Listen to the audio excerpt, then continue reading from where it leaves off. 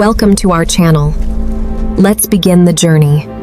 Okay, let's dive right into this explainer. Grab your chalk, because today we're mapping out a seriously high-energy academic blueprint. We are looking at one of the most fascinating machines on Earth, the CANDU nuclear reactor. We're starting with a massive engineering puzzle. How exactly do you achieve a self-sustaining nuclear chain reaction using only natural, unenriched uranium?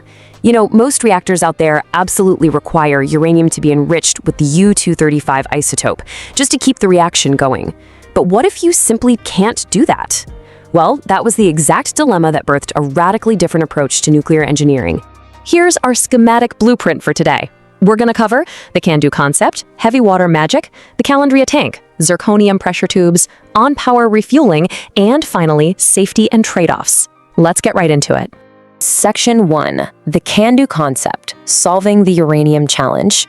So the story really kicks off with a major geographical and industrial constraint. Canada wanted energy independence, right? But they lacked the massive, incredibly expensive facilities required to enrich the uranium-235 isotope. Because of this, they had an absolute mandate. They had to build a reactor that thrived solely on natural fuel. They essentially had to achieve self-sufficiency using only what they already had in the ground. Moving on to Section 2. Heavy water magic, the perfect moderator. To actually use that natural uranium, engineers had to completely rethink the reactor's moderator. And as a quick refresher, the moderator is the substance inside the core that slows down fast-moving neutrons so a fission chain reaction can actually happen. The crucial player here is deuterium, or heavy water. In any reactor, you need a high probability of fission relative to absorption. If your moderator absorbs too many neutrons, your reaction dies. Simple as that.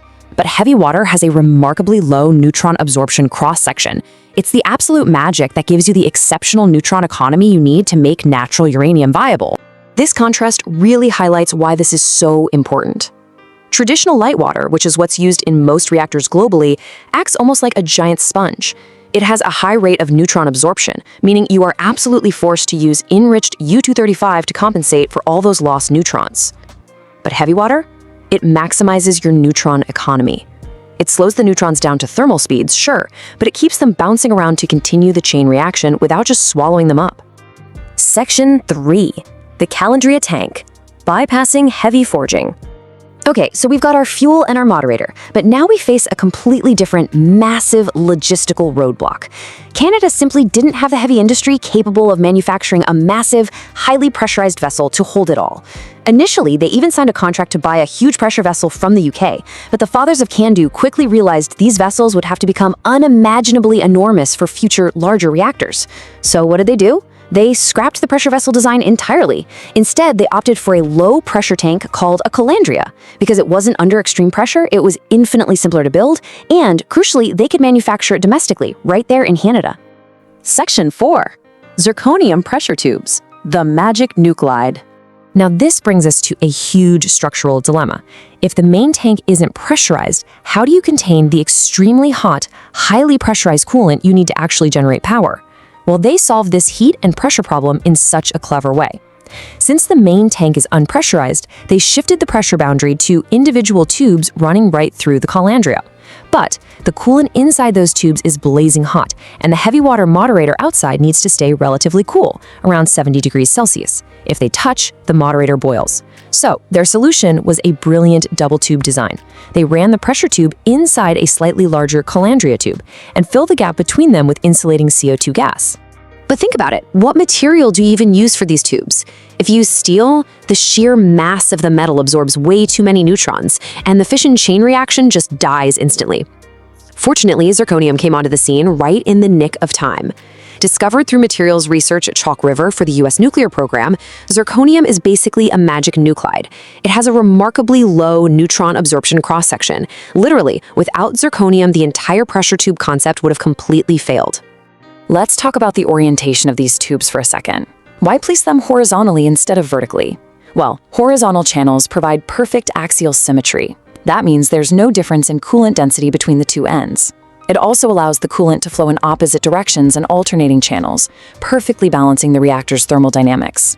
Plus, unlike the vertical channels in older designs like Gentili 1, which required a central tie rod to hold the fuel string together, horizontal channels allow you to use short, independent fuel bundles. It's so much more elegant. Section 5. On-power refueling, the operational payoff.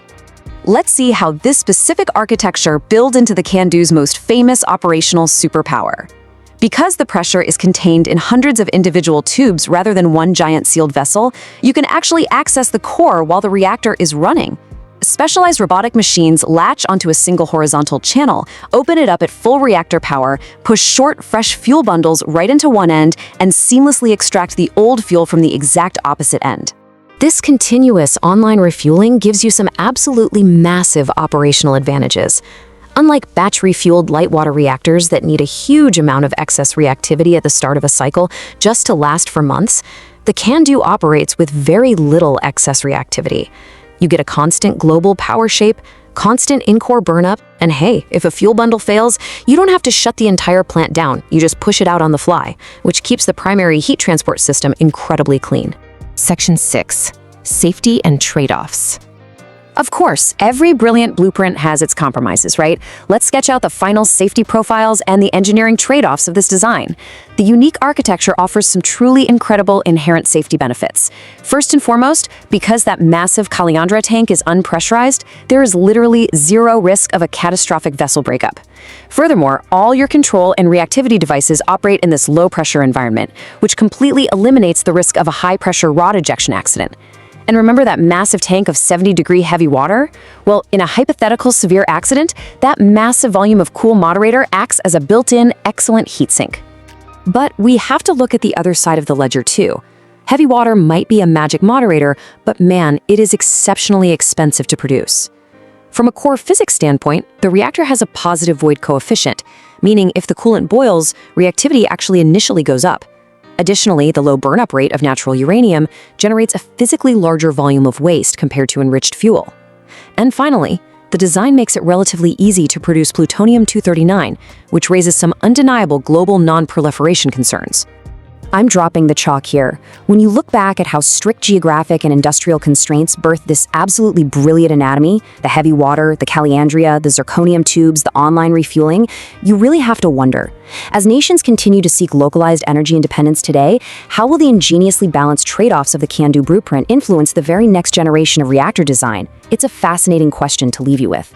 Thanks for joining me on this explainer, and keep learning. The view from here is breathtaking. Command, we are in position and ready for the next phase.